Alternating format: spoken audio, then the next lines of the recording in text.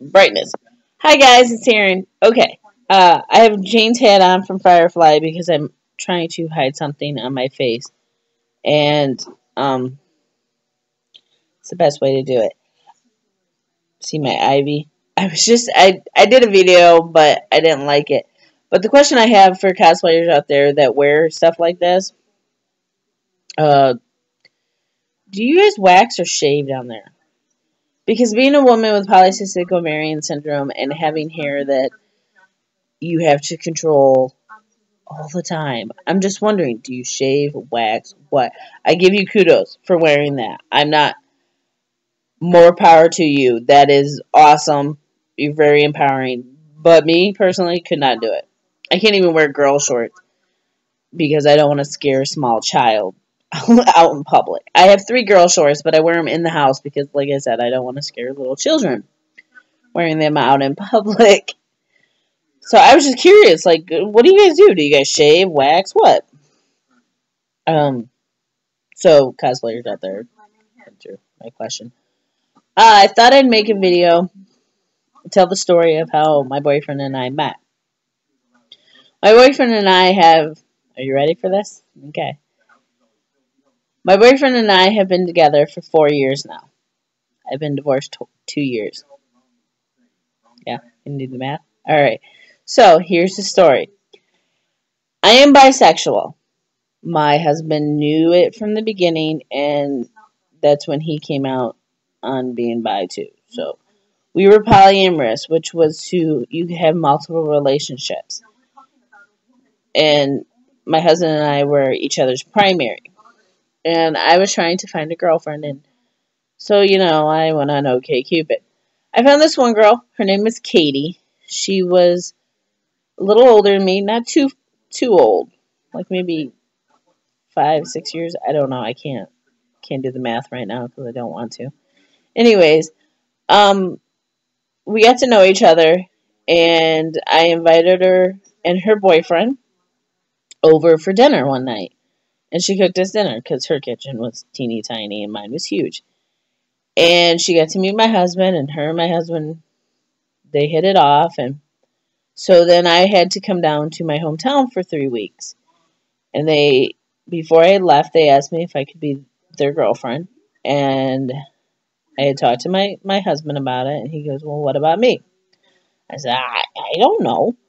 So when I went and gave them my answer, Katie was like, well, what about your husband? Because I'm very attracted to him.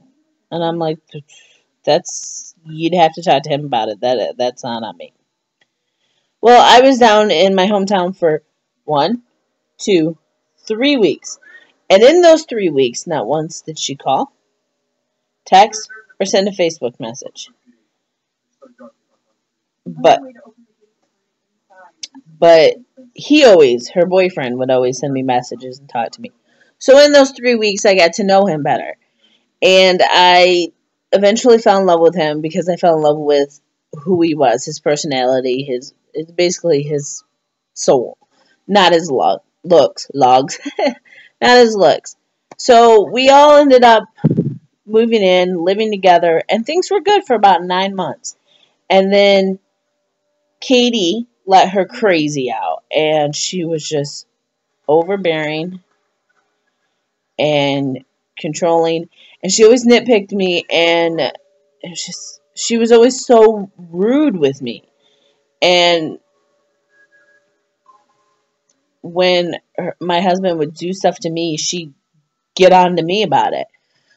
Long story short, I got tired of the bullshit, and I told my husband, I said, I'm done with her. So our relationship had ended, and my boyfriend was done with her.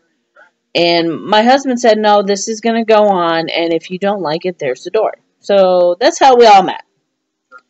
And she swears up and down that my ex-husband is the love of her life. She says it to every guy she dates. And girl.